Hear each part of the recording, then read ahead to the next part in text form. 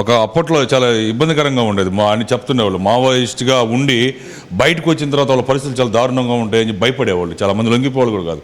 మీరు లొంగిపోయిన తర్వాత ఎలా ఉన్నాయి పరిస్థితులు? ఎవరు మీకు సహాయం చేశారు? కనీసం ఉద్యోగం ఇవ్వడానికి కూడా కొంతమంది భయపడే పరిస్థితులు ఉంటాయి కదా.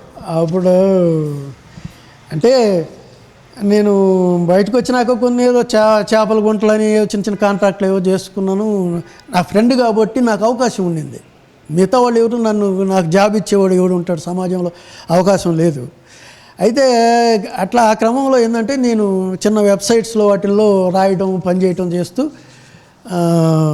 ఒక సందర్భంలో ఆంధ్రజ్యోతి ఎడిట్ పేజీ సంబంధించినటువంటి ఇన్ఛార్జ్ పోస్ట్ ఖాళీ పడింది.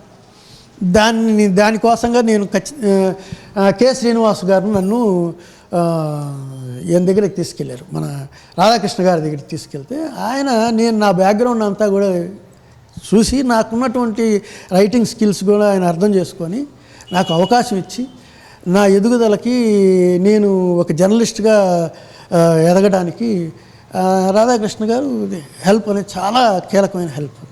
కానీ శ్రీనివాస్ గారి యొక్క పరిచయంలో నుంచి నాకు రాధాకృష్ణ గారు పరిచయం అయ్యారు.